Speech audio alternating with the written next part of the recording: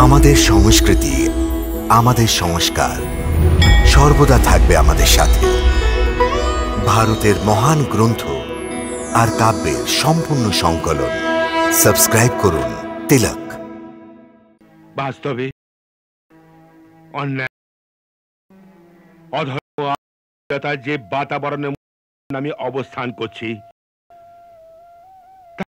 কখনো আমি বড় ক্লেশ বোধ করি।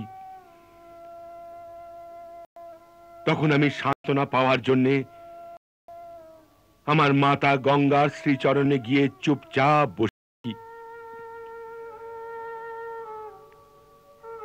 এমনি এক মুহূর্তে আমি দুঃখী মন নিয়ে বসে কিছু চিন্তা করছিলাম।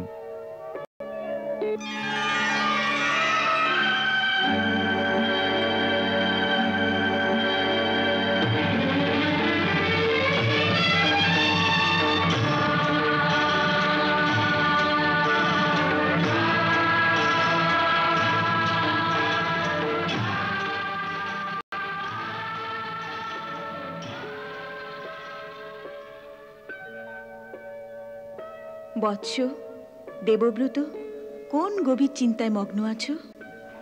মাতা, ধর্মের পথ স্পষ্ট দেখতে পাচ্ছি না। কি করি, কার পক্ষ নেই, এই ধর্ম সংকটে আছি। বৎস, আপন ধর্মের পথ তো তুমি স্বয়ং নিশ্চিত করেছ। যে ভীষ্মের প্রতিজ্ঞা তুমি করেছিলে, সেই প্রতিজ্ঞা পালন করাই এই জীবনে তোমার একমাত্র ধর্ম। এই তোমার বিবশতা, তবে দ্বিধা কিসে? আমি আমার দ্বিধার কারণ জানি মাতা,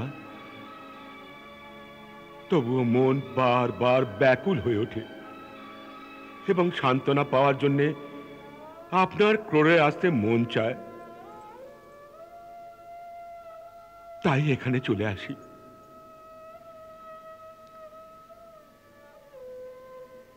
ভালোই করো। আপন পুত্রের জন্য মায়ের ক্রোড় সদাই উন্মুক্ত থাকে। একটি প্রশ্ন করতে চাই মাতা। কি? আপনার ন্যায় পুণ্যসলীলা মাতার গর্ভে জন্মগ্রহণের পরেও আমায় এই পাপ পূর্ণ বাতাবরণে কেন জীবন ধারণ করতে হচ্ছে?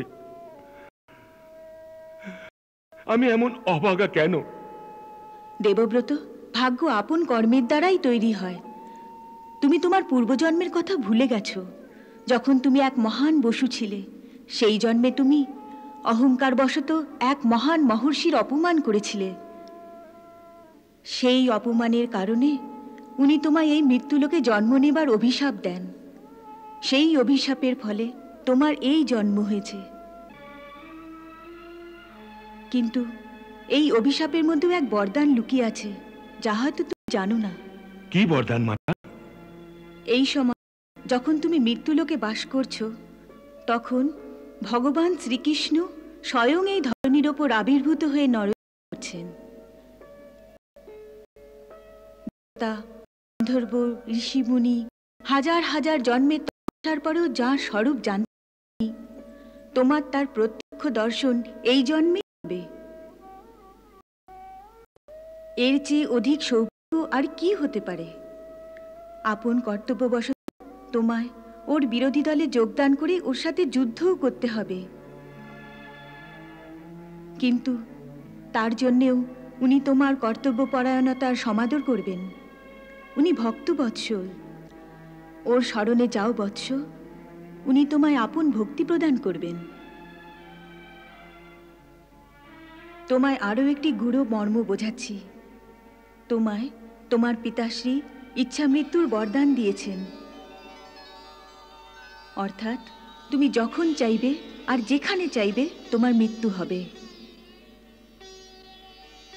তাই আমি তোমায় পরম কল্যাণের পথ বলছি, একে মন দিয়ে শোনো। বলুন মাতা।